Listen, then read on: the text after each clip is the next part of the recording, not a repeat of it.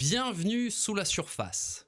Dans cet épisode, j'ai le plaisir de t'emmener à la rencontre de Jérôme Delafosse. Transformé par les marées de la Côte d'Émeraude et fasciné par la sensation de pouvoir respirer la tête sous l'eau, ce Malouin s'est fixé comme cap de vivre au contact des richesses invisibles depuis la surface. Devenu réalisateur pour les plus grandes chaînes, il nous confie les moments clés dans les coulisses de sa vie qu'il anime pour raconter au plus grand nombre et en images des histoires fabuleuses issues de notre monde réel, ou comment la simple poursuite d'un rêve de gamin peut se réaliser avec ténacité et remise en question permanente. Entre humilité et audace, inconscience et sagesse, c'est une mine d'anecdotes issues de 30 années de reportages et de documentaires. Je suis très heureux de le recevoir et de partager cette rencontre avec toi.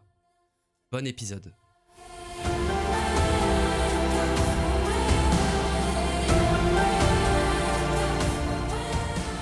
Eh bien, Jérôme Delafosse, bienvenue sous la surface. Je suis ravi de te recevoir, pas seulement parce que t'es malouin et que j'ai passé mon DEGEPS à Saint-Malo, mais parce que tu es un véritable aventurier et un aventurier 2.0, nouvelle génération. Tu mets tes fesses à l'eau sur beaucoup de tes reportages, de tes documentaires. Tu donnes de ta personne et avant d'aller plus loin, j'ai besoin de savoir... j'ai besoin de te poser la question plutôt, Jérôme. Qu'est-ce qu'on a besoin de savoir de Jérôme Delafosse pour comprendre qui il est? Écoute, je dirais que s'il y a une chose à retenir, c'est que ma vocation, je l'ai eue à l'âge de 10 ans. J'étais avec ma mère, à l'Institut océanographique, à Paris, rue Saint-Jacques,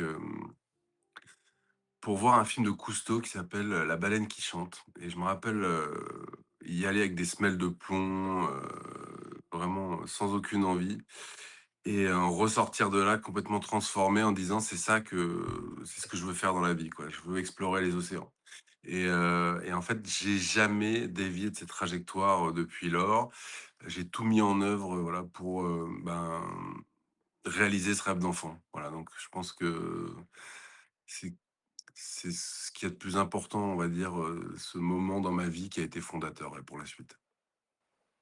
Dans ton parcours, tu perds pas beaucoup de temps justement, mais moi ça m'intrigue toujours de savoir entre 10 ans et tes 20 ans, 21 ans, qui est un âge charnière dans ta carrière, comment ça se passe justement entre cette vocation, cette émotion et cette aspiration qui naît à l'intérieur de toi pendant cette dizaine d'années. On va y revenir après les 21 ans, mais voilà, qu'est-ce qui se passe de 10 ans à 21 ans dans la tête et dans la vie de Jérôme Delafosse euh, pour atteindre cet objectif-là et pour commencer à lancer cette aspiration et ce mode de vie-là? Je dirais d'abord, il y a eu Saint-Malo qui a été très important pour moi parce que ça m'a permis vraiment toujours d'avoir ce lien, d'une part avec la mer. Moi, c'est vrai que je ne savais pas nager, la tête hors de l'eau, quoi, la brasse, mais je savais nager avec un masque et un tuba, par exemple. Donc je passais ma vie, jusqu'à un certain âge quand même, j'ai appris à nager, mais assez tardivement, vers 7 ans, sans masque. Je me rappelle à Solidor, c'était, j'ai vraiment, passé mon enfance, la tête dans l'eau, à marée haute et à marée basse, bien sûr, et après, pour ce qui est de ma vie d'adolescent, j'ai une vie d'adolescent, comme tout le monde, avec les amis, les copines, les sorties, les cours aussi, mais on va dire que j'ai toujours été, en tout cas, si je la regarde rétrospectivement, voilà, j'étais un petit peu passif, et je pense que j'étais vraiment dans une sorte, voilà, je considère ça un peu comme une salle d'attente de la vie, et voilà, et c'est vrai que, alors c'est pas forcément quelque chose que je recommanderais aujourd'hui à tout le monde, et déjà pas, c'est pas ce que je recommande à mes propres enfants, mais je suis parti directement, plonger. C'est-à-dire que j'ai passé tous mes diplômes, je suis devenu scaphandrier, professionnel, et voilà, et puis après j'ai eu la chance de faire partie, de grandes expéditions qui ont été pour moi fondatrices, et qui m'ont vraiment, permis de confirmer que j'avais, fait le bon choix. Du coup, ta première émotion avec les océans, tu considères que c'est ce documentaire de Cousteau que tu vas voir, ou alors c'est vraiment quelque chose qui est Voilà, dans ta vie, justement, depuis tes 7 ans jusqu'à tes 20 ans, est-ce qu'il y a une émotion particulière, une rencontre en particulier, une expérience en particulier qui t'a imprégné pour te mettre, sur ce chemin-là? Alors oui, il y a eu en effet, ce film et ce film, voilà, c'était un film que j'ai regardé assis sur une chaise. Après, moi je pense vraiment il y a quoi, je reviens à mon enfance, mais il y a 2 choses. Il y a d'abord cette marée basse qui pour moi était vraiment, quoi, je passais ma vie dans les mares, voilà, je parle de Saint-Malo, voilà, il y a la plage de Bon Secours, voilà, où la mer se retire et c'est un monde vraiment qui se découvre. Après, j'ai passé beaucoup de temps à Chausey aussi, et on voit, cet archipel, donc où il y a les plus grandes marées, d'Europe, où là, voilà, c'est un monde qui s'ouvre à nous et moi, j'ai passé ma vie le nez dans les mares, à fouiller, à chercher, à regarder tous les animaux, donc ça a été très important. Il y a une autre, anecdote, c'est qu'un jour, j'étais toujours sur cette plage de Bon Secours à Saint-Malo, où donc il y a cette piscine, voilà, qui devient une piscine à marée basse et là, il y avait, ce qu'on appelait à l'époque des hommes grenouilles. Je me rappelle, j'étais gamin et je me rappelle, j'ai mes copains qui viennent me voir, il me fait: «Il y a un homme grenouille, il y a un homme grenouille» et donc on est parti en courant, voir le type et le mec m'a, je sais pas, il a senti, que j'étais, voilà, particulièrement, intrigué par ce qu'il faisait et il m'a mis la bouteille sur le dos et il m'a mis le détendeur dans la bouche et il m'a mis la tête sous l'eau et là, j'avoue que ça a été quelque chose d'assez fou. C'est une émotion, ouais, assez forte. Je me rappelle de juste le sentiment de respirer sous l'eau. Voilà, c'est-à-dire que tout d'un coup, parce que moi je passais ma vie dans l'eau avec un masque intuba en apnée, mais donc il y a et j'adore l'apnée, hein, bien sûr, je trouve que c'est sans doute aujourd'hui le ce qui me procure le plus de plaisir quand je plonge, mais tout d'un coup, quand tu es gamin, tu as 7 ans et tu as la tête sous l'eau et tu respires sous l'eau, là, c'est surnaturel, quoi et voilà et donc ça a été vraiment, oui, je pense, ces petits moments-là, à la fois d'émerveillement et puis, voilà, c'était une chance à cette époque-là, il y avait pas beaucoup de gens qui plongeaient, quoi, hein. Donc c'était fou de pouvoir, voilà, vivre ce moment, sur la plage où j'ai passé mon enfance. Entre cette première expérience, un peu mode passif, voilà, tu saisis une opportunité, ça te crée une émotion. Tu commences à partir de quand, toi, à plonger, à demander à ta famille, à tes parents, de: «Je veux faire ma plongée, je veux passer mes premiers niveaux». Ça intervient à partir de quel âge? Alors moi, j'ai commencé avec la chasse sous-marine quand j'avais 16 ans, c'est le premier truc. Il fallait attendre d'avoir 16 ans pour faire de la chasse sous-marine, donc je me suis mis à faire de la chasse sous-marine à 16 ans. Je passais pareil, tous mes copains faisaient de la planche à voile et moi je faisais de la chasse sous-marine. Donc c'était pas terrible, avec les filles parce que voilà, franchement, je me battais pas sur le même terrain que les windsurfers, mais bon, je m'en foutais. Je passais, 5, 6, 7, 8 heures par jour dans l'eau, à faire de la chasse sous-marine tous les jours de ma vie, quoi. J'avais vraiment j'avais rien envie de faire d'autre, quoi. Et donc c'était, voilà, toutes mes vacances l'été, c'était ça. Partout où j'allais, je me rappelle, j'allais en Écosse avec mes parents, je sais pas, je plongeais dans les lochs, je plongeais partout, quoi. Hiver, été, tout le temps, quoi. C'était vraiment, ma passion et après il y a eu le je vais pas nier quand même que j'ai été influencé par Le Grand Bleu à l'époque où j'avais pareil, j'étais gamin et là ça a été quand même, tout d'un coup une espèce voilà, je voulais en fait, il y avait plus que ça qui comptait voilà et ça a été un souci quand même par rapport à mes études parce qu'en fait je voulais plus, étudier quoi et hem et j'ai loupé mon bac et voilà, je suis parti faire de la plongée et en fait mes parents ils ont été vraiment sympas parce que c'était, je pense, un moment qui était un peu pénible pour eux et ils m'ont encouragé, en fait, à faire ce que je voulais.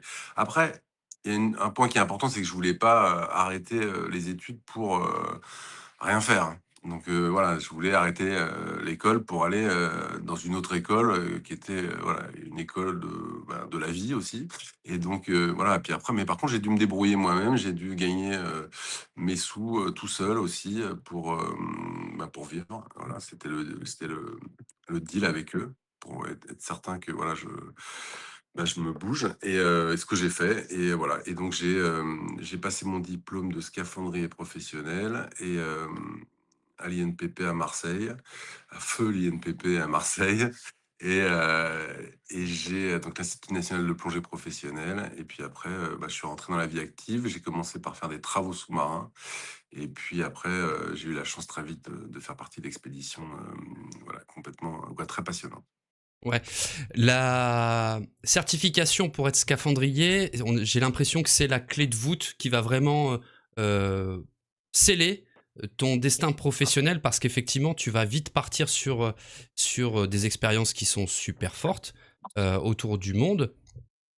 Si je reprends ton parcours, tu tardes pas, hein, donc tu passes ton certificat, tu as 20 ans, 21 ans, et t'es très très vite aussi mis devant la pratique de la photographie sous-marine avec Jeff Rothman, c'est ça? Voilà, mais avant ça, j'ai un mentor dans la plongée. Ah, Quand je suis arrivé à l'INPP, voilà, il y avait donc, le directeur de la formation de l'INPP qui est un homme qui a beaucoup compté pour moi, qui est un grand plongeur qui s'appelle Éric Laugenson, qui était un ancien, commando Hubert.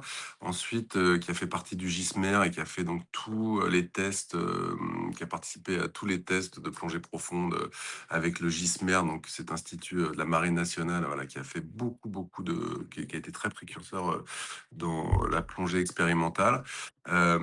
Et donc cet homme, il a, beaucoup compté pour moi et il m'a surtout, permis, il a senti toute la passion, qui m'animait et heu et il m'a, on va dire, branché sur, un chantier, donc qui était la fouille, archéologique de la grotte Cosquer, donc qui est cette lascaux englouti, dont on peut visiter le facsimilé aujourd'hui à Marseille sur le vieux port, quoi, au Mucem. Et hem et voilà, et ça a été complètement fou parce que vraiment chaque jour, on plongeait donc avec, à l'époque, c'était l'Archéonaute, le bateau du ministère de la Culture, du DRASM, et on partait chaque jour du Vieux-Port. On allait jusque dans les Calanques et là, on plongeait à 40 mètres, on rentrait dans un boyau, qui faisait 175 mètres de long et ensuite on travaillait, c'était comme une machine à remonter le temps. On rentrait dans un espace qui n'avait pas été visité depuis 18 000 ans. Et on a vraiment fait toutes ces fouilles. On a découvert des peintures rupestres, des objets préhistoriques, des silex, voilà. Et donc ça, c'était vraiment assez nouveau pour moi parce que moi, j'étais vraiment plus plongeur qu'archéologue. Et voilà. Donc moi, j'étais photographe de ces fouilles sur 2 missions. Et c'était, je pense, vraiment un sentiment. Je On parle d'exploration, là, j'ai vraiment exploré, un univers que personne n'avait touché. Aujourd'hui, et voilà, 30 ans après avoir commencé ma carrière, ce qui est fou, c'est de se dire que ça existait, quoi. Et l'archéologie, pour ça, sous-marine, c'est assez, exceptionnel parce que ça permet de, vraiment de découvrir des choses que personne n'a vues depuis des milliers d'années, quoi. Et cette grotte, ça a été le cas. Après, je suis parti à Alexandrie, sur toutes les fouilles, du palais englouti de Cléopâtre, avec Franck Gaudio, où là, pareil, on a découvert des sphinx, on a découvert tous les quartiers, engloutis, de Cléopâtre, du palais de Cléopâtre, dans la baie du port est d'Alexandrie. C'était pareil, quoi. C'est une chance inouïe. Jamais, voilà, c'est de l'archéologie, c'était pas forcément des rencontres humaines, mais c'était, voilà, un océan qui gardait, la mémoire des hommes, et quelle mémoire, voilà. Donc ça, pour moi, ça a été vraiment, un vrai choc, et surtout, voilà, un privilège inouï de pouvoir, participer à ce type d'expédition. ces découvertes, donc l'archéologie a été un prétexte finalement pour te mettre aussi devant la maîtrise et la technicité de la pratique de la photo, donc développer une image, développer la lumière qui va pour mettre en valeur ce que tu découvres sous l'eau. Tu passes un cap après derrière, justement, dans l'aspect reportage. Justement, tu parlais de ce que tu avais découvert dans le port d'Alexandrie. Euh, Il y a tout de suite l'idée de reportage après cette première expédition, cette première aventure. Oui, oui, en fait, oui et puis, j'ai déjà fait c'était mes premiers reportages déjà, quoi, surtout la Alexandrie, puisque c'est vraiment mon premier grand reportage que j'ai, vendu, dans le monde entier, hein, qui ont des photos qui ont été publiées dans tous les plus grands magazines, voilà, la presse magazine internationale. Donc ça, c'était, voilà, une grande chance pour moi pour me faire connaître. Et puis, donc, voilà. Après, ouais, moi, au début, je voulais faire des films et puis après, je suis passé à la photo assez rapidement parce que j'ai eu la chance de travailler donc avec Jeff Rothman que tu citais tout à l'heure, qui est donc un grand photographe, sous-marin, américain, qui m'a donné, l'opportunité d'être son assistant, je me rappelle pendant un reportage qu'il faisait au Glénan, sur toute la vie marine des Glénans, toute la et donc voilà, bah, j'ai assisté, j'ai plongé avec lui et j'ai vraiment, à ce moment-là, donc c'était un peu avant ses fouilles, appris la photo sous-marine avec lui. Hem et voilà, donc ça a été vraiment assez fondateur aussi et je me suis mis moi, ben, tout d'un coup à faire des reportages et après surtout, bah, ce qui est assez marrant, c'est que là, ça fait un peu, vieux, ancien combattant quand je dis ça, mais ce qui est drôle, c'est qu'aujourd'hui, quand on regarde les réseaux sociaux, on se rend compte que tout le monde est photographe sous-marin, quoi. Je veux dire, tout le monde peut être photographe sous-marin, tout le monde a accès à cette technologie. À l'époque, quand moi j'ai commencé, donc on est dans les années 90, on est 3 ou 4 en France à faire de la photo sous-marine. Hem Et on arrive dans les rédactions, Paris Match, Le Figaro, VSD à l'époque, puis moi je voyageais pas mal pour vendre mes reportages à l'étranger, en Italie, en Espagne, en Angleterre, en Allemagne, chez Géo et cetera. On est des demi-dieux, quoi. C'est-à-dire qu'on arrive, on plonge avec des requins, on fait des fouilles archéologiques, voilà, c'était vraiment, quelque chose de très précurseur, très pionnier. On est pourtant quand même pas mal de temps après, voilà Cousteau et cetera, mais ça reste encore très à la marge et donc voilà, on bénéficie, voilà, d'une espèce d'aura en tant que de photographe sous-marin, voilà, qui aujourd'hui, s'est démocratisé et tant mieux mais voilà, déjà à l'époque, il fallait singulariser par rapport, aux autres, en éditorialisant. C'est-à-dire qu'est-ce qu'on voulait raconter, quoi? Et moi, je pense que ça a été très important parce que je faisais pas, voilà, des photos, d'étoiles de mer et de poissons, pour, gagner un prix au festival, de l'image sous-marine. Je faisais vraiment des reportages pour les vendre dans les magazines et donc il a fallu vraiment à partir de ça, se creuser un peu la tête et savoir qu'est-ce qu'on raconte, quoi. Donc Alexandrie, c'était une évidence parce que voilà, c'était, ces fouilles archéologiques incroyables.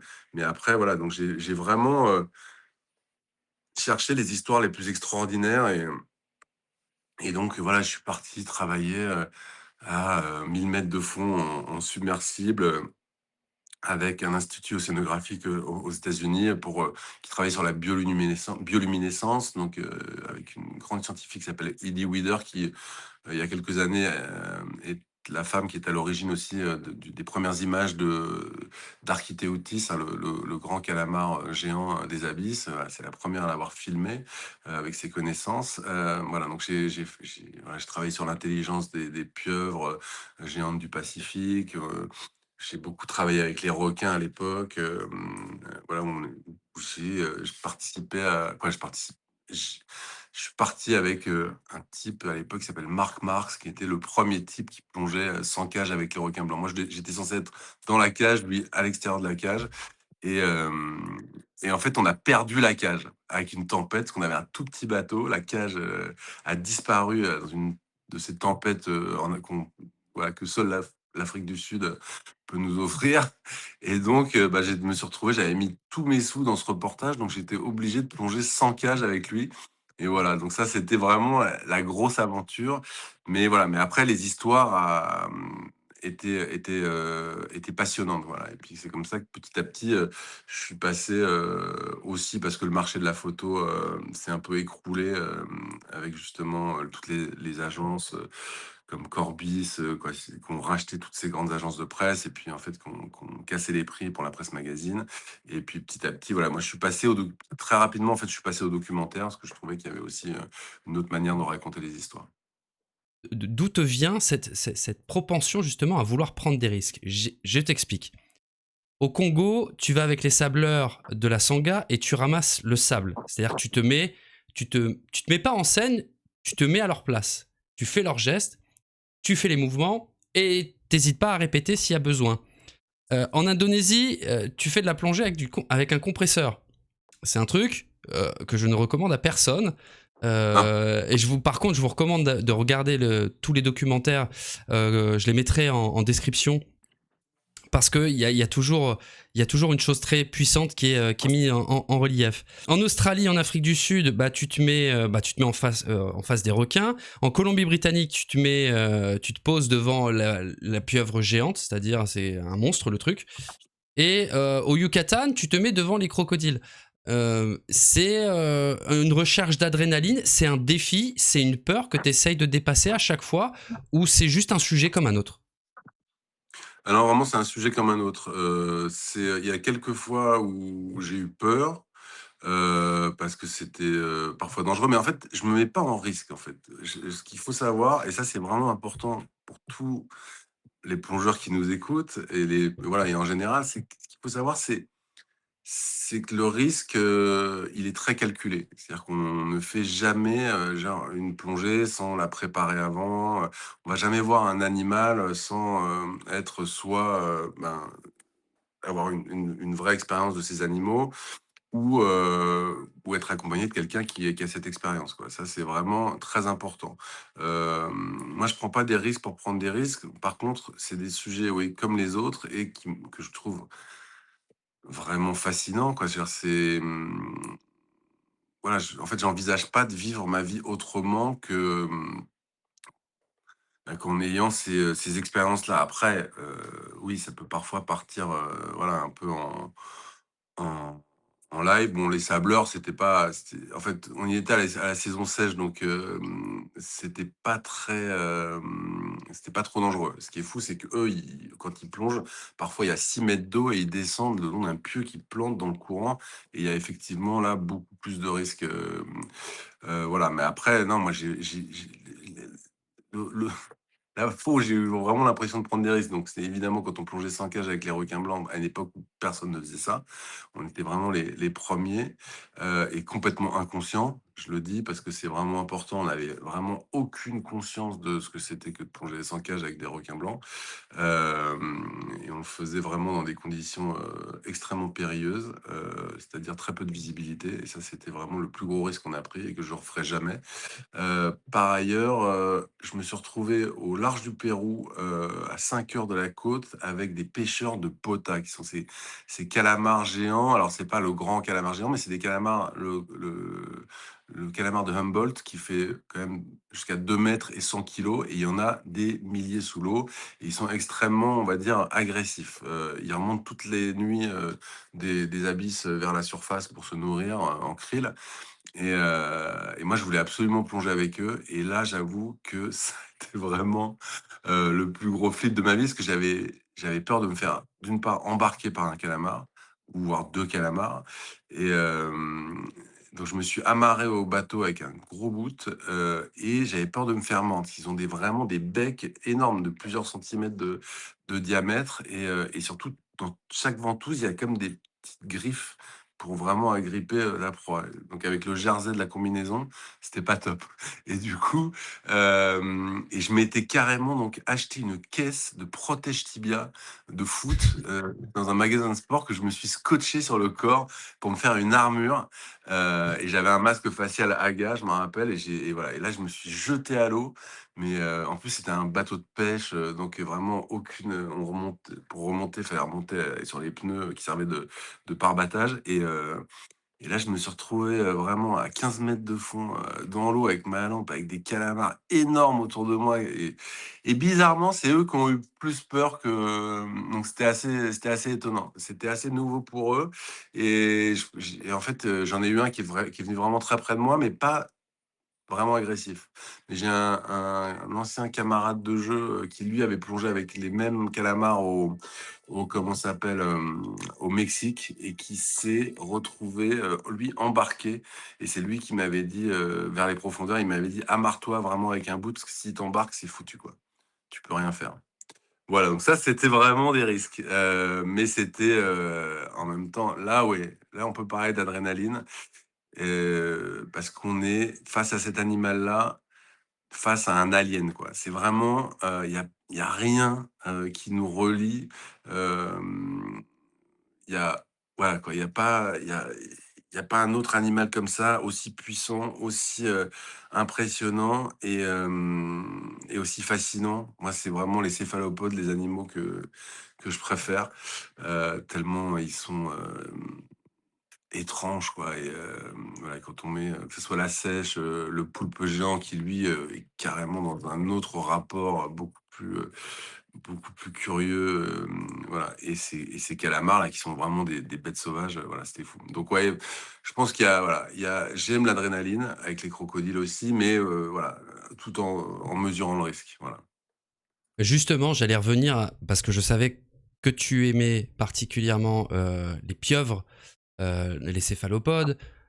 Quand tu t'es retrouvé devant la pieuvre géante en Colombie-Britannique, ça a Mmh. dû, au-delà de la température de l'eau, ça a dû te jeter un froid devant justement ce volume énorme, cette puissance. On connaît leur intelligence, leur adaptation. Euh, Ça t'a impressionné, ça t'a intimidé ou encore c'était juste une rencontre là aussi, c'était quelque chose de peut-être heu, quelconque? Non, non, c'est pas quelconque, non, non, c'est au contraire, c'est des animaux fascinants. Non, non, mais après c'est un animal qui est très curieux, quoi, donc qui vient vers toi, qui te regarde, qui pose ta sa son sa sa ses ventouses, tu vois, sur toi pour te tu vois? Alors, je sais pas si c'est pour voir si tu es comestible ou si c'est parce qu'il est curieux. C'est les 2 sont possibles, mais on sent qu'il y a quelqu'un, quoi. Il a une façon de te regarder et quoi, c'est voilà, donc c'est pas c'est ouais, tu pas peur. C'est vraiment, une vraie forme de fascination. Et puis en plus, nous, on avait fait pas mal d'expériences avec les pieuvres. J'y étais plusieurs fois. Et là, c'est cool parce que, là, on avait fait des expériences où on les avait mis dans des aquariums pour essayer de comprendre comment elles mémorisaient, on les mettait dans un aquarium transparent avec un trou, mais qui était vraiment un trou de quelques centimètres, hein. La pieuvre géante, on parle d'une pieuvre qui fait, pour les plus grosses, 3 mètres de long, 6 mètres d'envergure, hein, donc c'est vraiment énorme, quoi. Mais par contre, elle est capable de changer de forme et donc on la mettait dans cet aquarium transparent et elle a mis 12 minutes la première fois pour comprendre qu'elle était dans un aquarium, mais transparent, parce que n'importe quel poisson, aquagéant se serait cogné, cogné, cogné. Après, elle a trouvé qu'il y avait un trou et elle a réussi à sortir par un trou, mais comme ça, en se faisant toute fine. C'était un Tex Avery le truc. Voilà, après on l'a remis dedans et là, elle a mis 90 secondes bah, elle se souvenait de tout en fait, quoi, qu'il y avait un trou et qu'elle pouvait sortir et voilà. Et je bossais avec un scientifique qui s'appelle Jim Cosgrove, qui était un mec assez génial, qui était le spécialiste des pieuvres géantes, qui me disait: «Mais, parce que ces pieuvres ne vivent que 3 à 5 ans, quoi. Et en fait, elles font leur apprentissage elles-mêmes. Nous, on nous enseigne tout.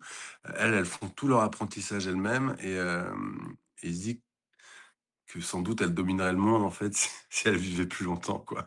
Voilà, donc j'aimais bien voilà, cette pensée, assez, parce que c'est vrai que c'était incroyable de voir, voilà, l'intelligence de ces animaux et c'était vraiment de la fascination.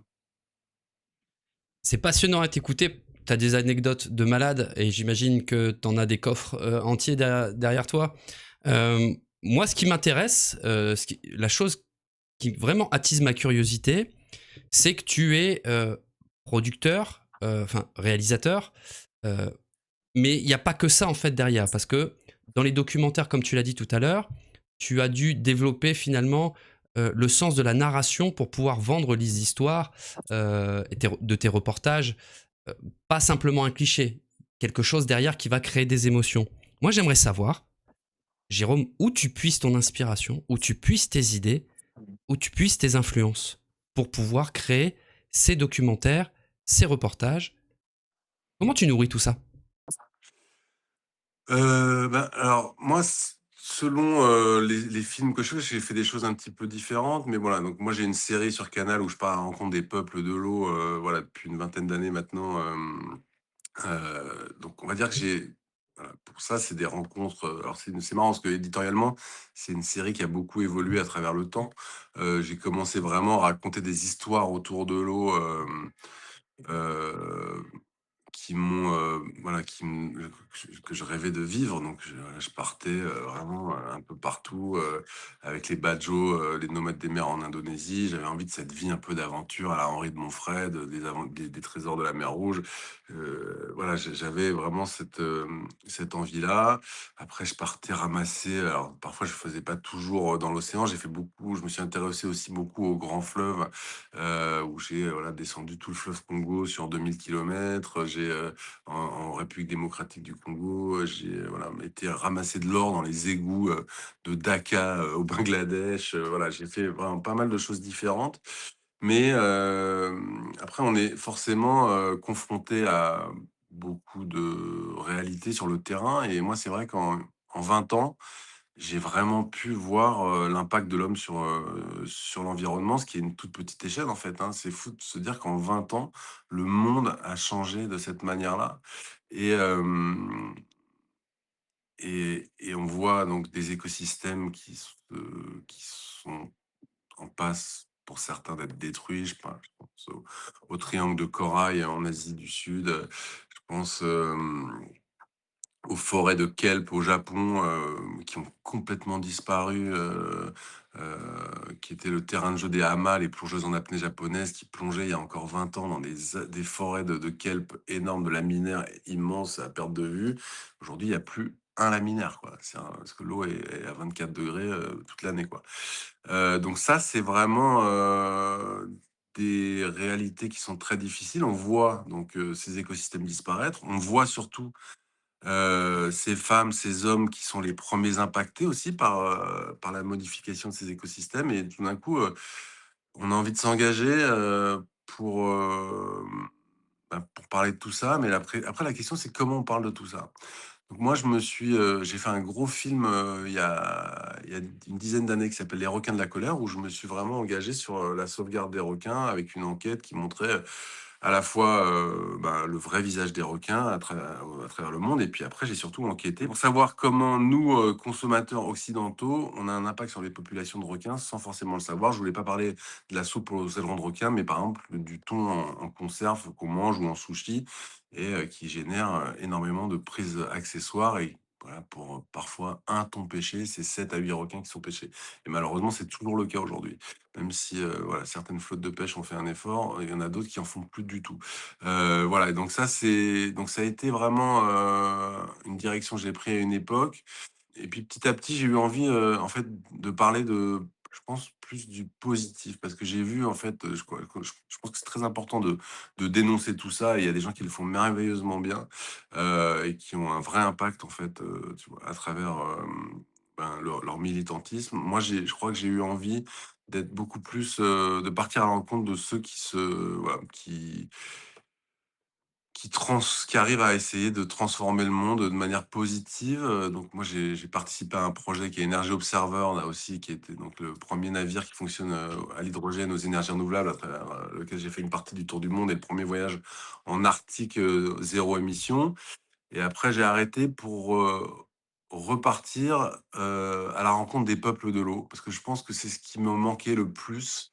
J'ai eu envie de retourner voir ces gens parce que je considère qu'en fait ils sont la mémoire de l'humanité, ce qu'on devrait tous, savoir aujourd'hui et c'est eux que j'ai vraiment envie de mettre en avant parce que cette culture, elle est en train de quoi, ces cultures, elles sont en train de disparaître, et je pense que c'est ce qu'on peut faire de pire, en fait, de faire disparaître ces cultures.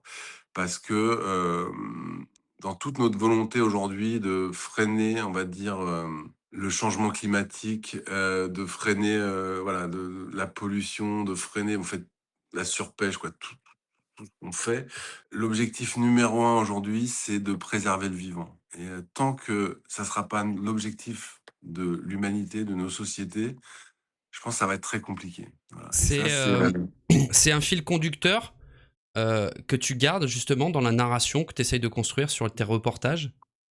complètement. C'est vraiment devenu, aujourd'hui, ce que j'essaie de mettre, en valeur à chaque fois, c'est ce lien, avec le vivant, la manière dont parfois on craint la nature, mais quelque part pour mieux la respecter, la je pense que sacraliser cette nature, voilà, c'est un moyen vraiment d'être à son écoute et de mieux la protéger et moi, c'est vraiment tous les gens que je vais voir aujourd'hui, ouais, c'est ça qui m'intéresse. C'est comment, hem alors je fais pas un travail, on va dire, ethnographique, je suis pas ethnologue, donc je vais pas forcément en profondeur, mais ce que j'essaye, c'est à travers ces rencontres, ces voyages, c'est de toucher, le public pour vraiment, le sensibiliser, à l'importance de préserver le vivant aujourd'hui. Parce D'accord. que en fait, le vivant, c'est le seul et unique rempart contre le changement climatique. Je veux dire, si on ne préserve pas ce vivant,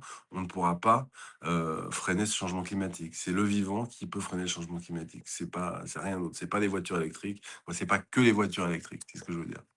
Tu vas côtoyer beaucoup de grandes chaînes, donc tu vas faire TF1, National Geographic, tu vas travailler pour Envoyé Spécial, et ensuite il y a vraiment une bascule avec Bonne Pioche et Canal+ à partir de 2006, si je dis pas de bêtises.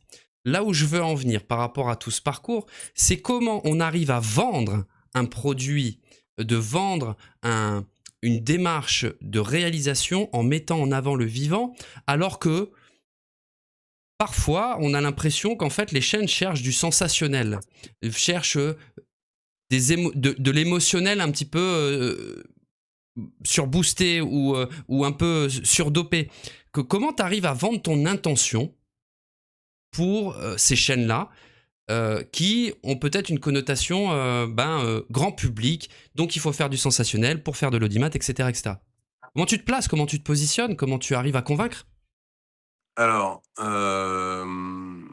déjà, ce que j'expliquais avant, c'est qu'au départ, on était beaucoup plus dans une série qui était pas forcément anglais sur, justement sur le vivant, sur l'environnement. J'allais vraiment plus à la rencontre de peuples de l'eau et j'allais vivre des aventures, en effet, assez exceptionnelles et assez, spectaculaires. Parfois, je descendais des falaises de 200 mètres en rappel, je parlais des calamars géants, qu'on a fait vraiment des trucs, assez fous.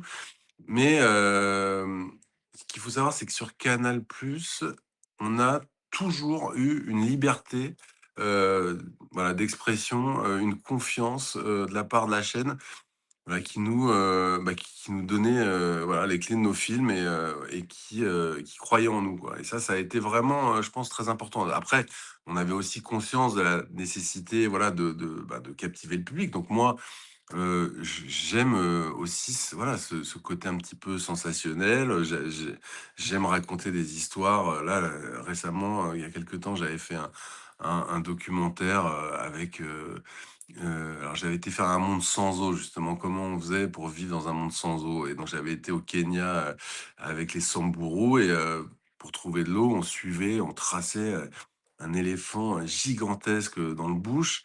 Bon bah là et en fait on allait boire après lui dans le puits quoi. Donc ça c'était quand même, voilà une histoire exceptionnelle qui parle aussi du vivant et je pense que c'est très important, hem de captiver les gens pour leur donner envie de protéger ce vivant, quoi. Donc c'est vrai que le spectaculaire, c'est pas forcément, hem, négatif. On peut faire du spectaculaire, c'est ce que fait la BBC, dans Our Planet, Our Oceans, voilà, ils montrent des images complètement folles de la nature, du vivant, de toute cette, de tout ce monde, voilà, que personne ne peut voir, en passant du temps et en l'observant. C'est ce que fait Vincent Munier actuellement avec son film, Le chant des forêts, sur la forêt, où il montre les forêts de France, de manière, que personne, ou très peu de gens ont eu la chance de voir, quoi et ça, voilà, c'est ce regard-là et le spectaculaire aussi, parfois, il est dans des petits détails, dans des petites choses, voilà. Mais moi, c'est vrai que quand je vais plonger avec des crocodiles, au Mexique, c'est pas juste, je vais pas plonger avec des crocodiles pour plonger avec des crocodiles. Je vais retrouver une communauté de pêcheurs qui vit en paix avec ces crocodiles et qui, sur cet atoll, au large du Yucatan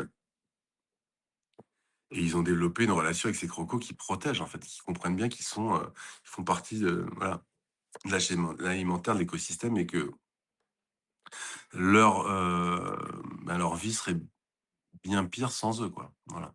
Je te pose la question justement, sur, l'intention du réalisateur, l'intention du cadreur vis-à-vis de la mise en scène.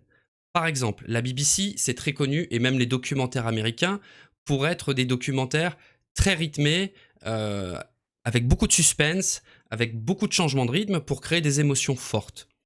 Donc il y a une intention de vraiment capter l'attention du spectateur et de l'imprégner, de créer une émotion. Sauf que l'émotion, des fois, elle nous dépasse. Il y a des documentaires qui nous font réagir dans la joie, dans la tristesse, dans la colère, que ce soit Blackfish, que ce soit My Octopus Teacher.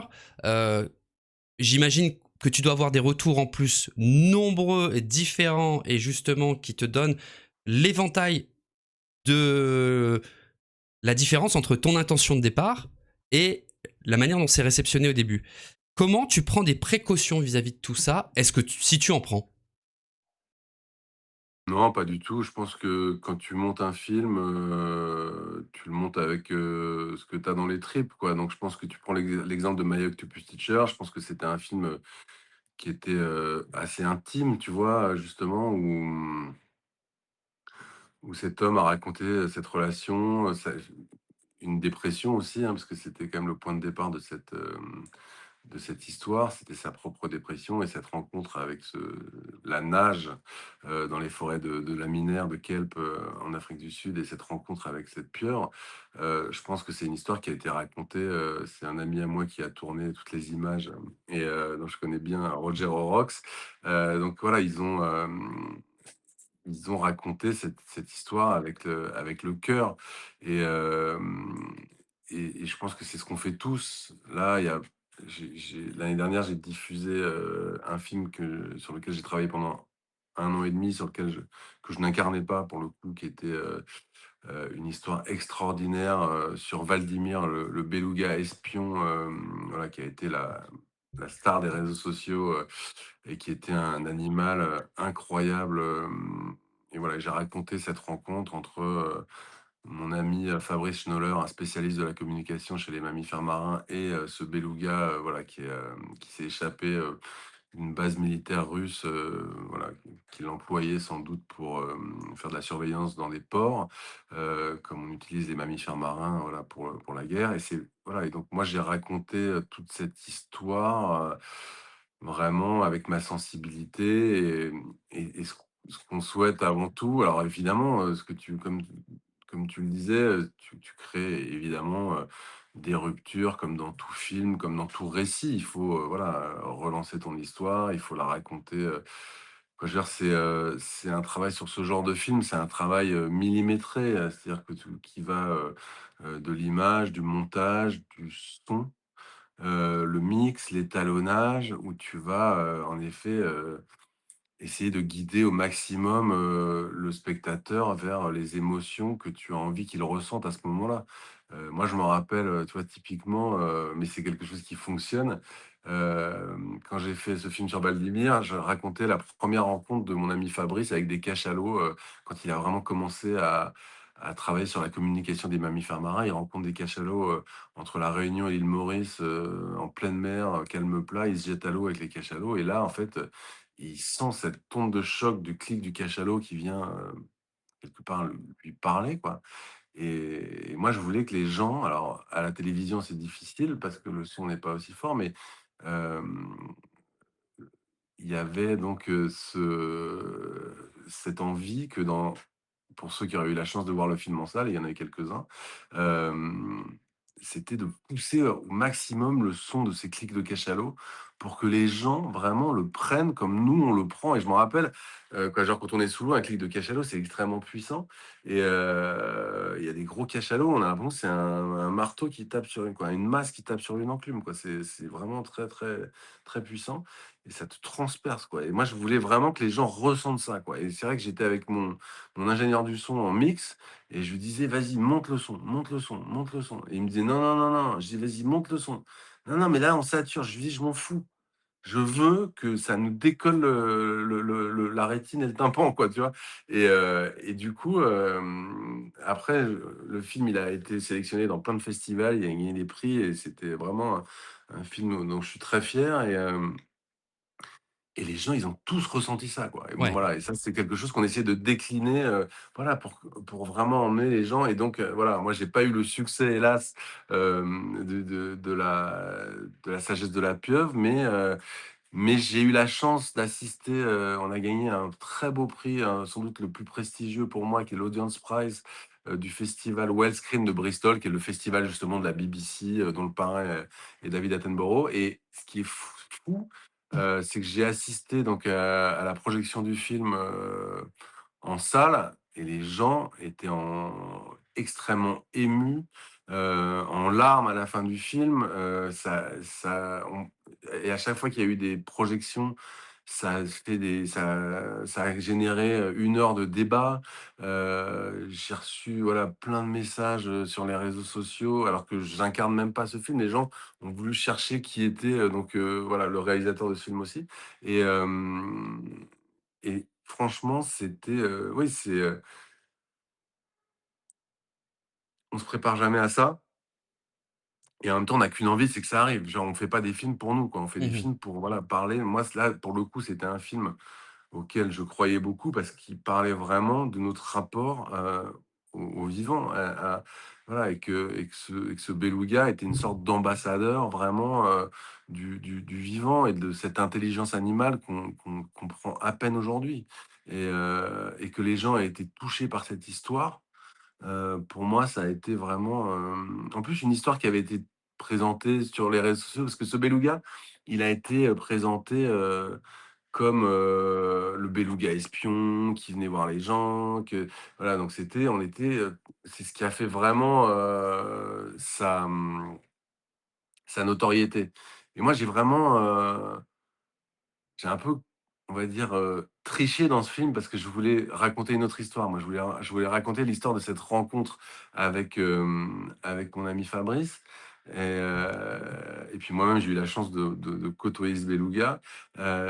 Et ce qui était fou, c'était de se rendre compte, que voilà, tout le monde s'intéressait à ce beluga parce que c'était un espion. Or, moi, j'ai voulu, là où j'ai «triché», on va dire, entre guillemets, c'est que j'ai ouvert le film sur cette histoire que tout le monde avait retenue, pour ensuite emmener les gens par la main vers mon histoire à moi. Et c'est là que ça a fonctionné, parce que les gens se sont laissés prendre par la main, parce qu'ils ont eu envie de savoir qui était ce beluga espion, et non pas juste, voilà, une énième news sensationnelle de plus, voilà. Donc ça rejoint un peu tes questions précédentes, mais voilà, ce qui est fou, c'est que grâce au sensationnel, parfois, tu peux arriver à faire passer des messages très puissants.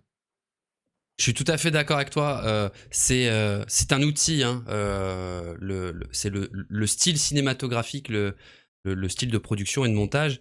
Et il a des intentions. Voilà, la curiosité étant que, évidemment, passionné aussi par les documentaires, parce qu'il y a toujours des effets recherchés. Je suis fasciné par les documentaires. Euh, il y a à un moment donné le questionnement de se dire, waouh, si l'effet qui a été mis au montage a été calculé avant, mais mon Dieu, que ces personnes sont des génies, parce qu'il y a un génie créatif derrière, c'est-à-dire l'anticipation. Comme tu dis, dans la narration, toi, c'est intéressant à travers ce documentaire sur Vladimir, tu changes d'angle. Donc, il y a une recherche d'angle. Donc, il y a un nouveau discours. Donc, il y a de nouvelles choses à mettre en avant, à mettre en valeur. Il y a des contrastes à créer. Et puis, en plus, derrière, il y a un récit, il y a une narration à construire. Et du coup, moi, ça me fascine tout ça. C'est pour ça que je te pose la question. Est-ce que c'est une technique ou est-ce que c'est quelque chose par défaut parce que c'est d'une certaine manière un peu un cahier des charges qui est demandé par les chaînes, ou est-ce que c'est aussi un talent voilà, que tu n'expliques pas, ça aurait pu être ça aussi. Non, non, mais après, c'est beaucoup de travail, hein. Tu sais, le talent, c'est 10, hein, pour tout. Mm. Le reste, c'est du travail, tu vois? Donc en effet, pour une histoire comme Valdimir, typiquement, tu vois, quand je suis tombé sur cette histoire, en fait, donc j'ai vu, comme tout le monde, comme beaucoup de gens, apparaître le beluga sur les réseaux sociaux. Bon, je me dis: «C'est génial», mais bon, là, bon, OK, le beluga, c'est un beluga espion, à part, aller, m'infiltrer, dans les bases russes, de Mourmansk, tu vois? Je voyais pas trop le truc, quoi.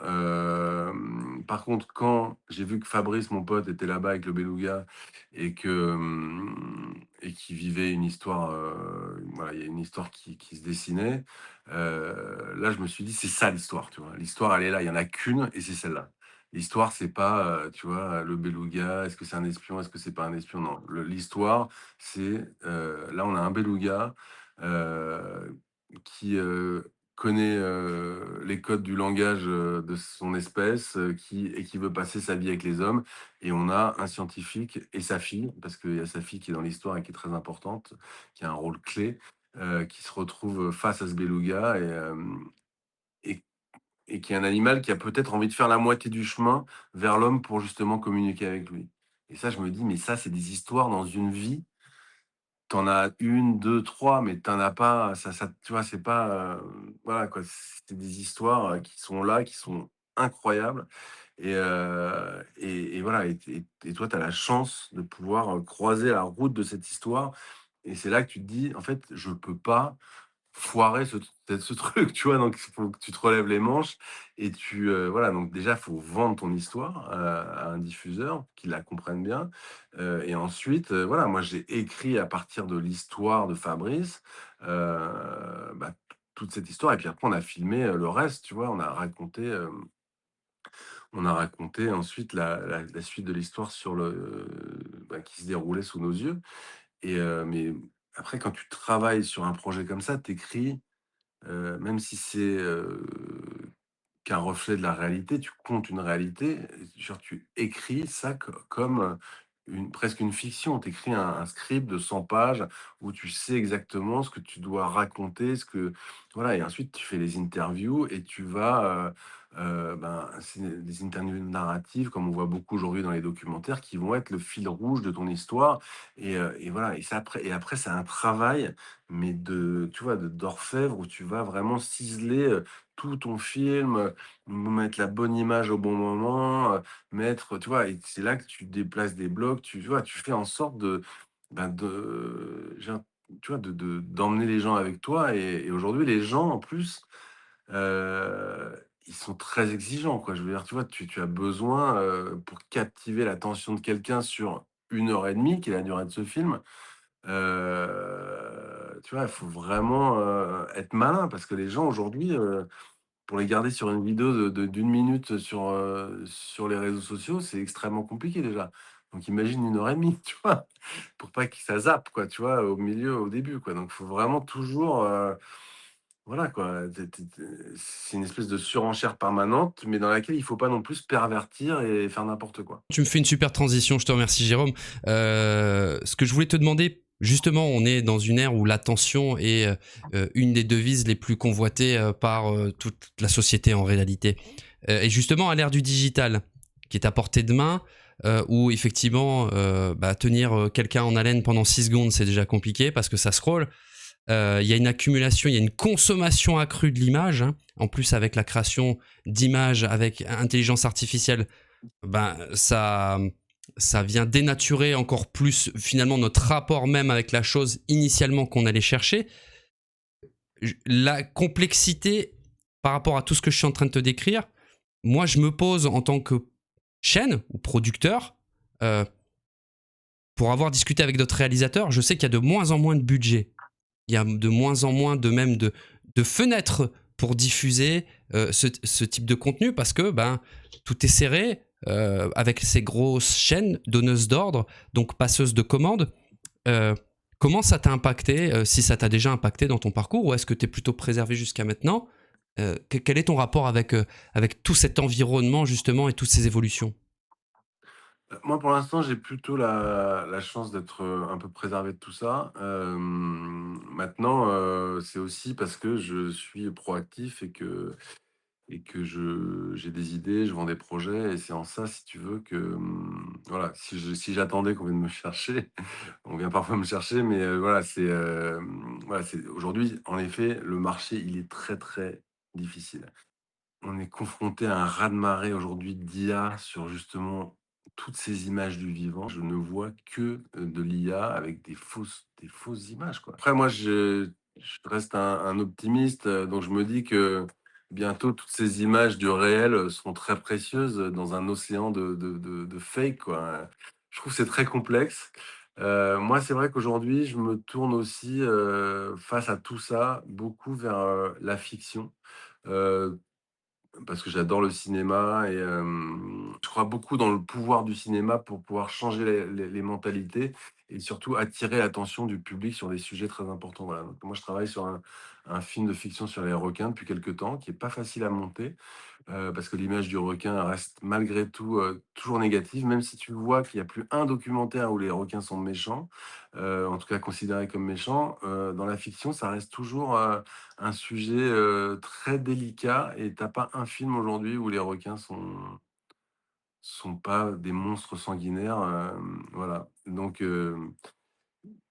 mais voilà, je pense qu'en tout cas, le pouvoir du cinéma, et de la fiction, peut jouer un rôle très important. C'est pour ça qu'aujourd'hui j'essaie bah, toujours, voilà, raconter, les mêmes histoires, en définitive qu'il y a de voilà, que je raconte depuis toujours, mais, à travers des médias différents. Est-ce qu'il y a dans tout ton imaginaire, dans toute ta capacité créatrice, heu, un projet, une idée qui revient que tu n'as pas encore réalisé? Non, en général, j'ai une idée, je la réalise et je passe à la suivante. Voilà, il y a des lieux où j'ai jamais été, où j'aimerais bien aller, mais, après j'aimerais bien avoir une bonne raison d'y aller. J'ai jamais été en Antarctique, par exemple, j'ai jamais été, voilà, ça c'est un endroit, voilà, où j'aimerais aller, mais je vais pas y aller, pour rien, quoi. C'est vraiment si j'y vais un jour, ça sera, pour quelque chose de voilà, pour que il faudrait vraiment que ce soit important, quoi, par exemple. Voilà. Pour le reste, on va dire que, moi je vis avec mon temps. C'est-à-dire que ce qui m'intéresse, c'est aussi, les choses qui se passent au moment où elles se passent et souvent, c'est ça qui génère chez moi l'envie d'un projet. Et voilà, donc ça, c'est vraiment très important parce que, voilà, je suis pas dans voilà, dans des rêves, comme ça. Moi, ce qui m'intéresse, c'est, voilà, ce qui se passe à un moment T et comment, je vais justement, exploiter ça. Voilà, par exemple, là, j'ai un projet sur le Groenland, bon, je sais pas exactement, voilà, ce qui va se passer, ce qui va advenir, de cette histoire de Groenland et je pense que personne ne le sait encore aujourd'hui. Mais voilà, c'est une thématique qui me tient à cœur et voilà, que j'ai voilà, où j'ai rebondi évidemment immédiatement sur l'actualité, parce que c'est un pays que je connais, où j'ai eu la chance de voyager et qui m'a permis voilà, de tisser des amitiés et j'aimerais y retourner pour parler de tout ça, oui. C'est quoi l'importance d'avoir une récompense? Tu parlais de l'Audience Prize, je sais que tu as eu le premier prix au Festival de l'environnement en 2017 aussi pour, Mafia de l'océan. Pour Les requins de la colère, tu as eu, le prix de l'environnement. Qu'est-ce que ça procure? Qu'est-ce que ça fait? Qu'est-ce que ça change dans ton parcours? L'Audience Prize, c'était bien parce que c'était vraiment, quoi, pour moi, je pense sans doute, un peu un Oscar voilà, du documentaire environnement. Donc ça, c'est pour moi, je pense que c'était le plus symbolique, le plus important, j'en suis très fier. Après, j'attache pas forcément, voilà, une grande importance à ces prix. Ce que j'aime, c'est en fait, les festivals parce que les films sont vus. Évidemment, avoir un prix, ça permet de distinguer le film parmi d'autres. C'est bien aussi, on va dire, pour, bah, que ce film soit racheté et revendu à l'étranger, hein, et vu au maximum. Mais moi, ce que j'aime surtout dans les festivals, dans les sélections, c'est que, les films sont projetés dans une salle de cinéma avec un public, parfois dans des festivals qui sont, voilà, où il y a plein d'autres films différents et je trouve que ça, voilà, ça permet d'éveiller les consciences parce que les gens dans une salle de cinéma sont évidemment beaucoup plus captivés que devant un poste de télévision où on est, sans cesse interrompu par, le téléphone, le machin, le truc et cetera. Donc voilà, moi c'est en ça que je trouve que les festivals, c'est génial. Souvent en plus, organisés par des gens passionnés. Donc moi j'ai beaucoup, j'aime beaucoup, voilà, ces festivals, voilà, mais je suis pas à la chasse aux prix, même si je suis très honoré quand j'en reçois un. Quoi, dans les distinctions, j'ai eu la chance d'être, alors là, en tout cas, ça a été pour moi un questionnement, mais j'ai reçu la Légion d'honneur pour, Ouais. ça a été une vraie question que je me suis posée. C'est-à-dire est-ce que j'accepte, cette distinction. J'avoue que j'étais un peu je savais pas, trop comment faire avec ça et en fait, moi je l'ai eu pour mon travail, mon engagement, en faveur de l'environnement et voilà, être récompensé pour cet engagement-là, je trouvais que c'était important et je me suis posé la question de savoir, voilà, quel message je délivrerais à mes propres enfants si je refusais cette distinction, cette décoration. Je me suis rendu compte qu'en fait, elle avait beaucoup plus de valeur que ce que j'aurais pu imaginer. Ça a été d'ailleurs une surprise, hein, je m'attendais pas du tout à la recevoir et voilà et en fait que mon pays on va dire m'honore pour cet engagement-là, je pense que c'était, une bonne occasion de l'accepter. Alors après, on se pose toujours la question de savoir si on la mérite, voilà, par rapport à d'autres gens et voilà, ça c'est une question, voilà à laquelle j'ai pas la réponse, hein, forcément, mais en tout cas, voilà, j'ai accepté, voilà et en fait, cette cérémonie était en fait assez émouvante et j'en ai profité, voilà, pour réunir beaucoup de mes amis et leurs enfants, parce que le message que j'avais envie de passer, ça revient un peu au début de notre interview, mais c'est ce rêve de gosse, tu vois? Et en ça, tu vois, quelque part, être récompensé pour, avoir abouti ton rêve de gosse, c'est plutôt pas mal, tu vois? Et c'est ça Ouais, que j'ai eu envie de transmettre, vraiment à ces enfants, quoi, tu vois? Que je connais, par ailleurs, mais avec qui j'ai jamais vraiment ce genre de conversation, quoi. Et là, c'était un moment plus solennel justement pour, faire passer un message, voilà, qui est très important et de croire en ses rêves, quoi, tu vois? Et alors après chacun ses rêves, mais moi les miens sont ceux-là et je pense que, bah, c'est un voilà, ça me permet de jouer moi mon tout petit rôle, ma toute petite pierre à l'édifice, mais voilà, plus on fera plus l'impact sera fort, quoi. est-ce qu'on peut imaginer que avoir obtenir toutes ces récompenses-là, cette légion d'honneur, ces prix en festival, ça donne du poids devant des décideurs, des producteurs, des diffuseurs? Bah, après tu sais, en fait, tu ne vaux que ce que tu es en train de faire, hein, au moment où tu le fais. Je vais te dire un truc, moi, le passé, tu es fort de ce que tu as fait, tu vois? Ça montre, ton savoir-faire, ça laisse des bons souvenirs aux gens. Les gens ont envie de revoir, les choses que tu as faites. Mais voilà, moi, en effet, je pense que tu ne vaux vraiment que ce que tu fais. Donc, les prix, les légions d'honneur, tout ça, bon, qui est en plus quelque chose de complètement à part. Pour moi, ça n'a c'est pas ça qui t'aide vraiment ça t'aide parce que tu as voilà, tu ton savoir-faire, ta réputation, mais après c'est l'idée que tu as au moment, où tu l'as, qui fait que voilà et comment tu vas la traiter. Donc bien sûr, moi ça j'ai accès en fait, bah, c'est mon diffuseur Canal+, donc je travaille avec eux, voilà, ils s'intéressent aux projets que j'ai envie de faire. Voilà et après j'en propose pas non plus des milliards, tu vois? Donc voilà, mais quand j'ai une bonne histoire, en général, tu vois, j'aime pas trop, tu vois, j'y vais moi quand j'ai, vraiment la bonne histoire, quoi, tu vois? Je pense que ce qui est très important, c'est de savoir se remettre en question, de savoir, jamais considérer que, tu vois, justement, tu es arrivé, quoi, tu vois? C'est là que ça part, c'est là que ça part en sucette, tu vois? Ce qui est très important, c'est pour ça que je dis: «Tu ne vaux que ce que tu es en train de faire», c'est que tout ce que tu as fait par le passé, c'est du passé, tu vois? Et tu vois, c'est vraiment ce que tu fais, au moment où tu es en train de le faire qui compte voilà et moi, ça, c'est vraiment, mon leitmotiv, tu vois? Je me repose jamais sur mes lauriers. Jamais, jamais. C'est pas voilà, mais après, c'est ce qui te force au challenge, quoi, tu vois? À toujours aller, à essayer de relever des défis, d'aller trouver des nouvelles idées, de voilà. Dès que tu te reposes un peu sur tes lauriers, c'est, heu, c'est fatal, quoi.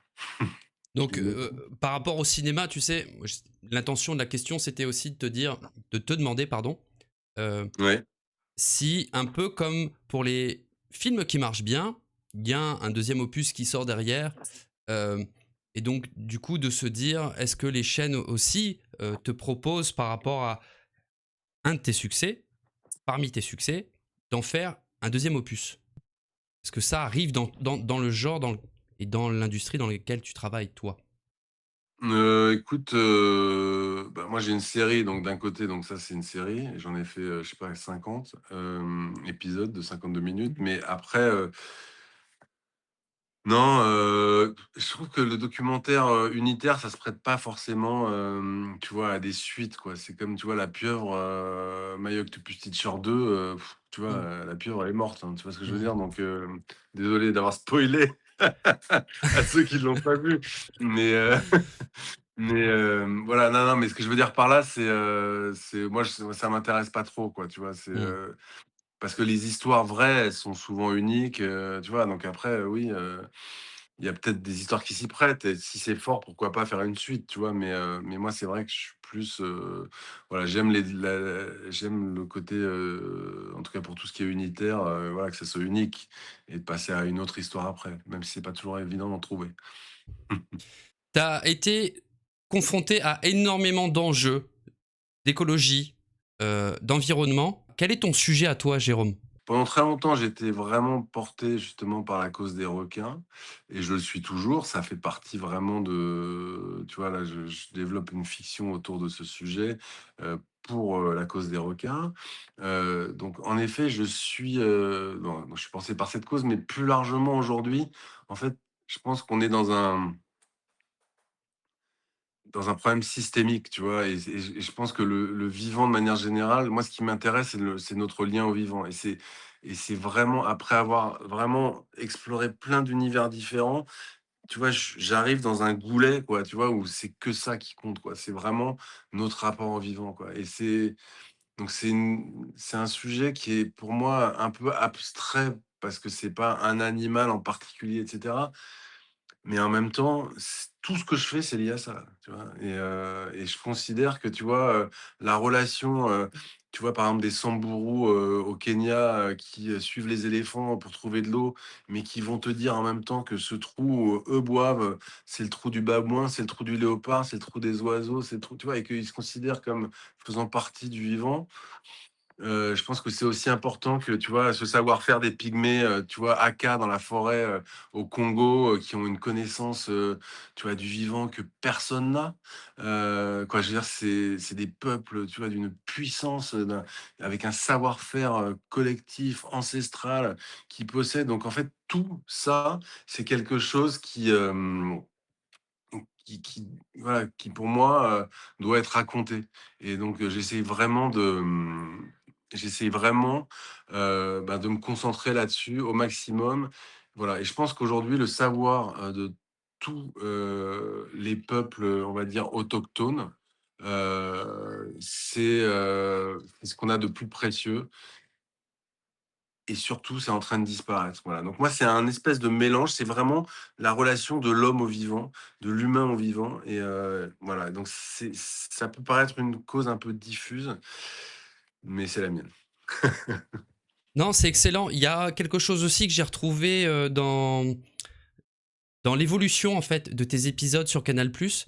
C'est justement ce lien avec plus les populations. C'est-à-dire comme si tu commençais à finir de boucler la boucle, si tu me passes l'expression.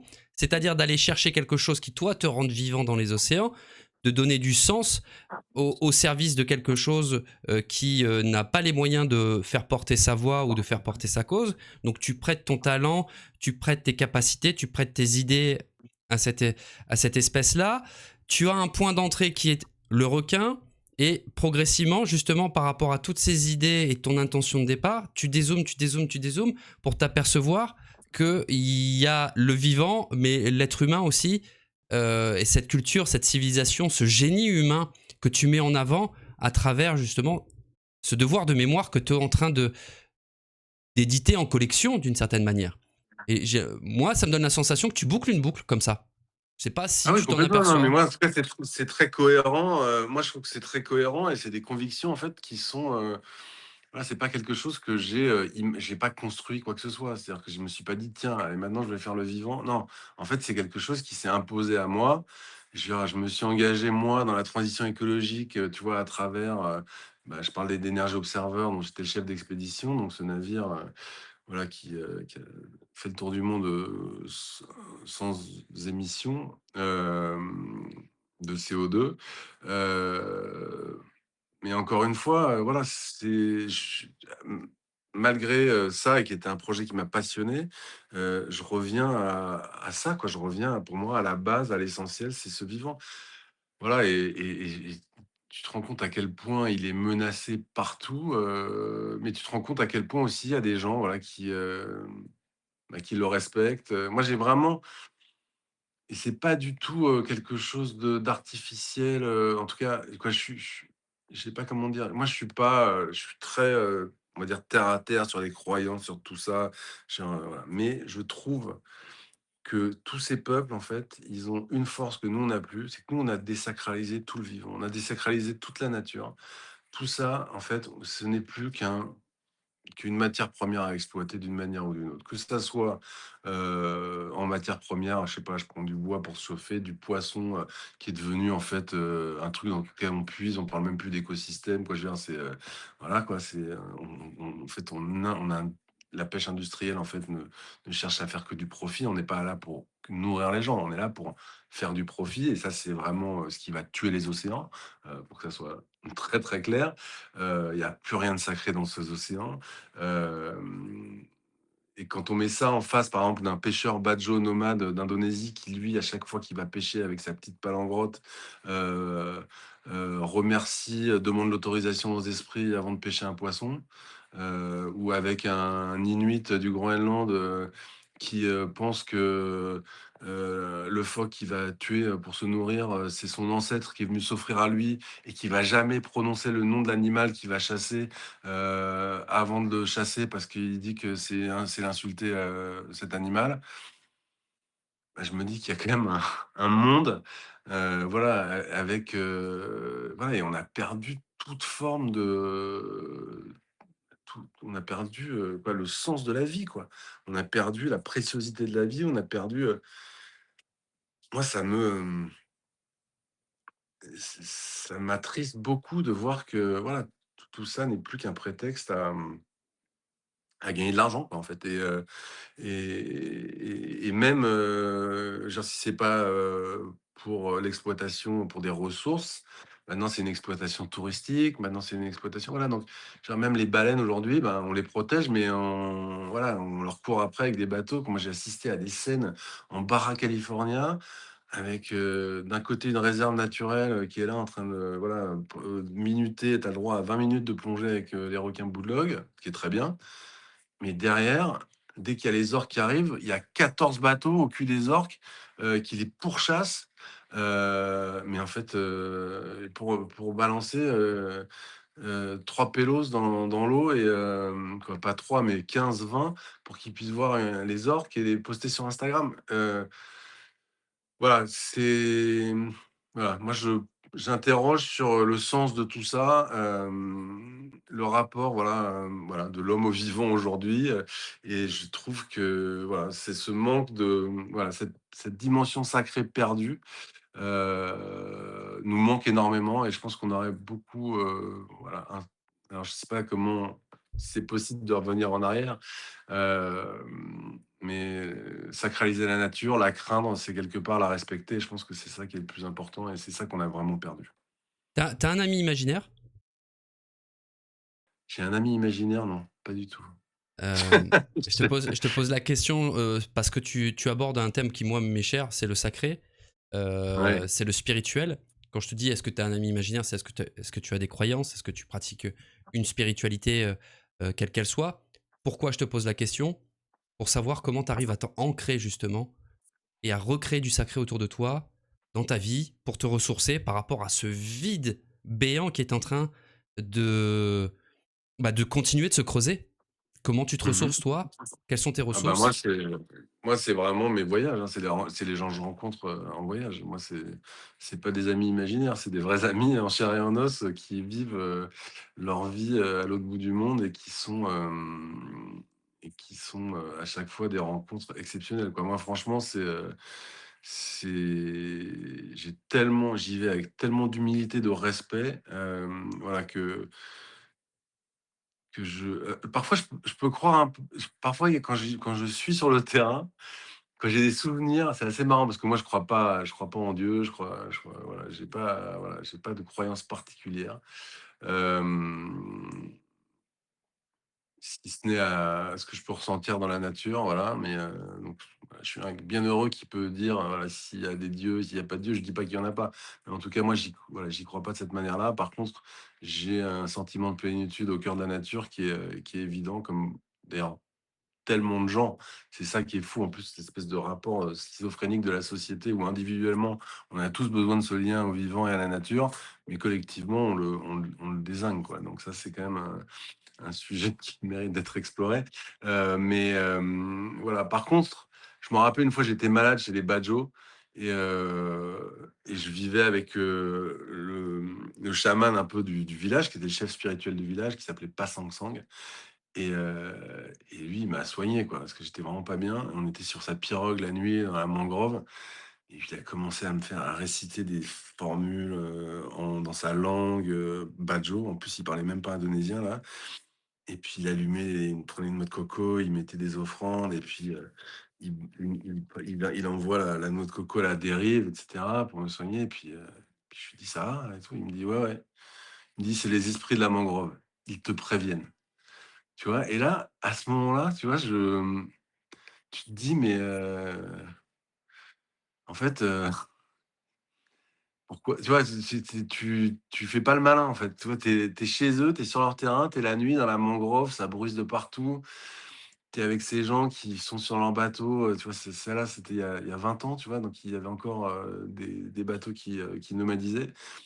Mais tu vois? Tu es très partagé, pareil quand tu es chez les Vézos, c'est aussi un peuple nomade des mers de Madagascar.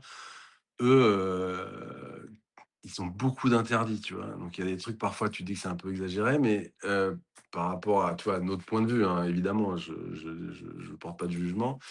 Mais parfois, tu vois, il y a des manifestations dans la mer, des choses qu'ils voient et ils te disent: «Ça, c'est les esprits», quoi, tu vois? Moi, il m'est arrivé un truc de malade, j'étais avec eux sur un bateau, on était sur un boutre à la voile et donc je sais pas, on essayait de pêcher, on pêchait pas de poisson et je sais pas, sur le bateau, il y avait un poulet et donc on décide de bouffer le poulet.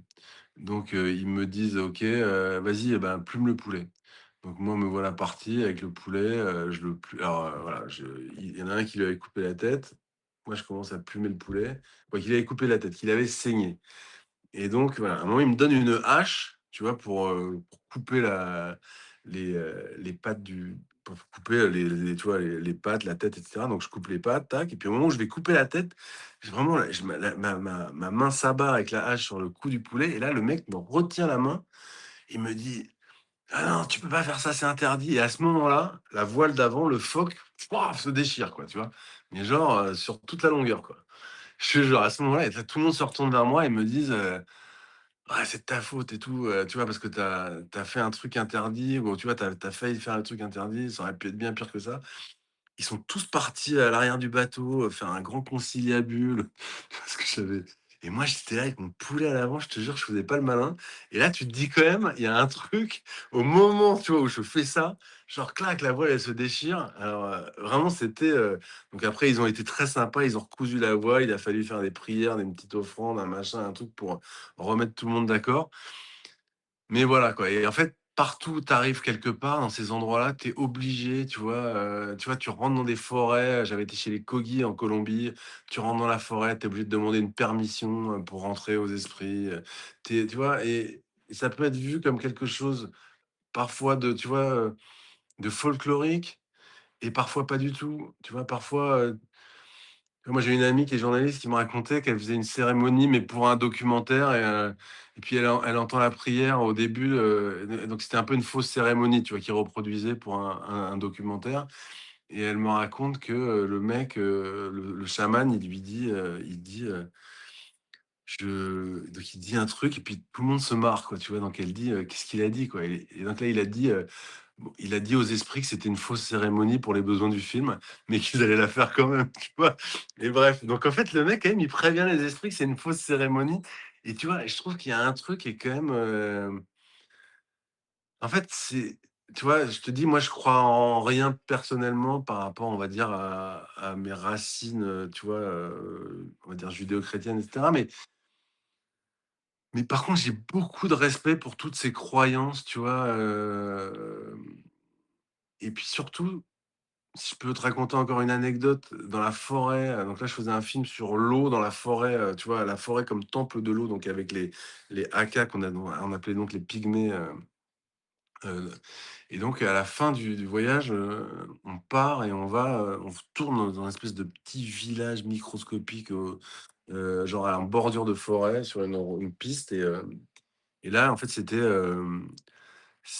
un rite de passage à l'âge adulte où en fait, tu avais une quinzaine de gamins qui étaient couverts d'huile de palme, rasés au couteau, et en fait, tu as l'esprit de la forêt, Edzengé, qui venait les chercher, en fait, quoi, qui venait faire un pacte avec eux et donc tu avais un masque comme ça, c'était comme, un masque africain, mais tu vois, intégral avec, des espèces de feuilles qui tournaient sur lui-même. C'était magnifique et il tournait et il venait coiffer les enfants et tu vois, les enfants, ils se prenaient quand même quelques tartes et cetera parce que, tu vois, c'est des rites où on doit souffrir un petit peu et après ils et après, ils tous les enfants devaient ils avaient construit une porte en feuilles, et les enfants devaient passer par cette porte pour rentrer dans la forêt, quoi, tu vois?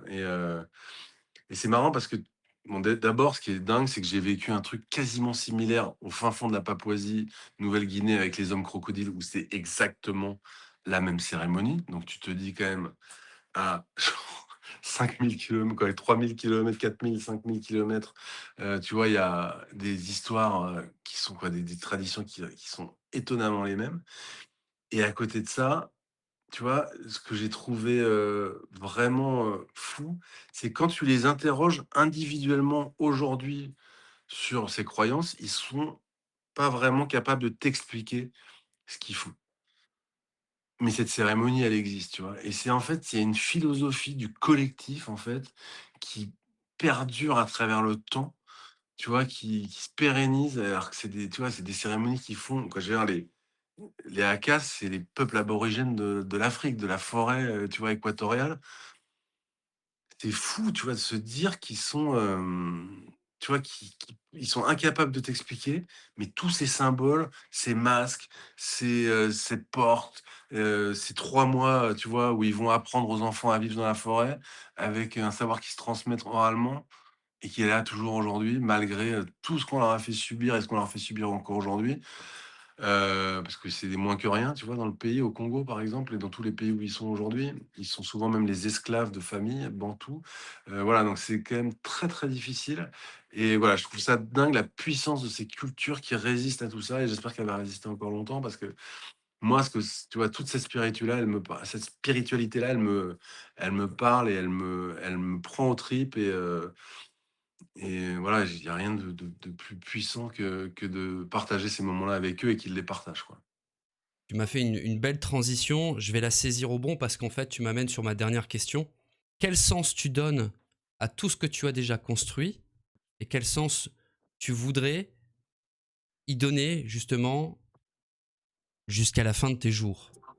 Moi, j'ai eu un accident de plongée quand j'avais 20 ans, 21 ans. J'ai failli mourir dans les égouts, tu vois? Quand j'étais scaphandrier professionnel, j'ai eu une panne d'air au fond d'une conduite, à 30 mètres de la sortie du trou. Quoi, je veux dire, tout était écrit pour que je ressorte jamais de ce trou, quoi et j'ai réussi à sortir et et tu vois, quand je suis sorti de ce trou, je me suis dit, que j'allais, faire quelque chose de ma vie. Vraiment, j'en avais déjà, si tu veux, c'est ce que je souhaitais faire déjà avant, mais là, ça a donné encore plus d'importance, si tu veux, à cette seconde chance que, voilà, que la vie m'a donnée. Ce que je voudrais, c'est que tout ça ait servi à quelque chose, voilà, que ça soit, voilà, même pas, voilà, forcément un immense destin, je veux tu vois, je pense qu'il faut en effet rester, assez humble, de manière générale sur tout ce qu'on peut faire, face aux autres, mais voilà, c'est juste peut-être un tout petit peu changer les consciences et de redonner de l'espoir à des gens qui n'en ont plus ou voilà, redonner un peu de sens, tu vois, à la vie de certaines personnes qui sont parfois en quête de sens. Mais surtout, voilà, c'est ouais, je parlais au début de, voilà, de ce rêve d'enfant et moi, ce que je veux, c'est que, voilà, chacun vive son rêve d'enfant, voilà, surtout n'abandonnez jamais vos rêves d'enfant et parfois, s'il faut aller les déterrer pour avoir une plus belle vie que celle que vous avez, n'hésitez pas à le faire, ça vaut toujours le coup.